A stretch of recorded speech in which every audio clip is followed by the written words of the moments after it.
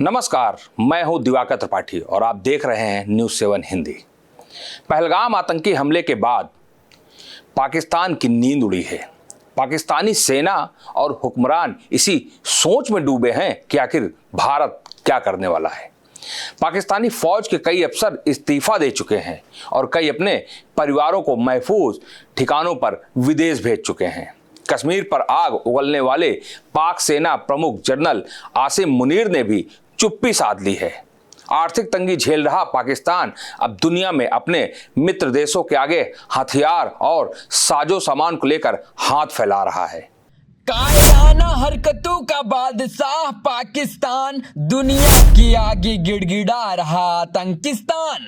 हवाई ताकत बढ़ा रहा हिंदुस्तान, हथियारों की भीख मांग रहा पाकिस्तान।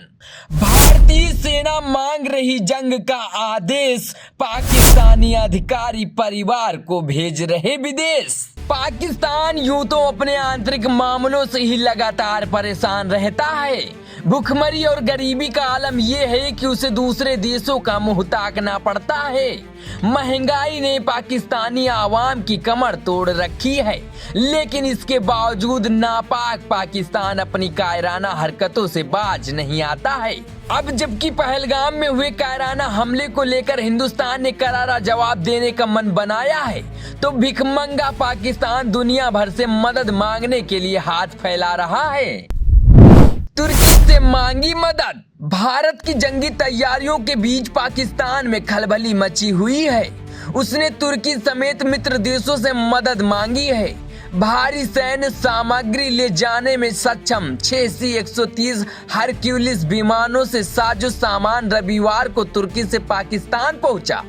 पाकिस्तानी पीएम ने ईरान और चीन के नेताओं से भी फोन पर बातचीत की है। जानकारी के अनुसार चीन ने पाक को 100 के करीब PL-5 मिसाइलें भी दी हैं। ये मिसाइलें 200 किलोमीटर तक जमीन से हवा में मार करती हैं। पाकिस्तान में थल सेना और नौसेना के पास इतने हथियार नहीं हैं कि वो भारत के सामने ज्यादा दिनों तक टिक सके। उसकी नौसेना के युद्धपोत भी जंग खा चुके हैं और मरम्मत तक कराने लायक स्थिति नहीं है। पाकिस्तान अमेरिका से मिले F-16 लड़ाकू विमानों का भी इस्तेमाल नहीं कर सकता है। अमेरिका ने सिर्फ आतंकवाद विरोधी अभियान के लिए इनके इस्तेमाल की इजाजत दी है। पाकिस्तान का समर्थन, चीन की चालाकी। चीन ने पहलगाम हमले की निष्पक्ष जांच कराने की पाकिस्तान की मांग का समर्थन किया है। चीनी विदेश मंत्री वांग यी ने कहा है कि भारत और पाकिस्तान के बीच युद्ध किसी भी हित में नहीं है। दोनों ही पक्षों में संयम बरतने की उम्मीद उसने जताई है। इससे पहले पाकिस्तानी पीएम शहबाज शरीफ ने प्रस्ताव दिया था कि उन्होंने चीन रूस की मदद से इस हमले की निष्पक्ष जांच की बात कही थी। पाकिस्तान और चीन के विदेश मंत्रियों की फोन पर बातचीत भी हुई है। नियंत्रण रेखा पर गोलीबारी जारी। नियंत्रण रेखा पर भारत और पाकिस्तान के बीच लगातार तीसरे दिन गोलाबारी जारी है। राजौरी और पुंछ सेक्टर में दोनों देशों की सेना के बीच लगातार फायरिंग की खबरें आ रही हैं।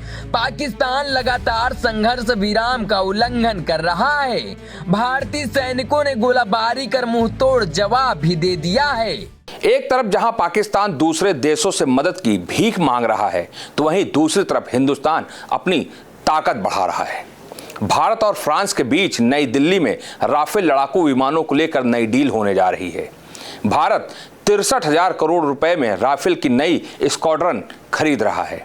रक्षा मंत्रालय के सीनियर अफसर और भारत में फ्रांस के राजदूत इस पर हस्ताक्षर करेंगे।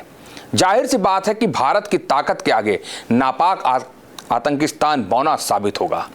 लिहाजा वो दुनिया के सामने गिड़गिड़ा रहा है। अब देखना ये होगा कि पाकिस्तान की मदद को कौन आगे आता है।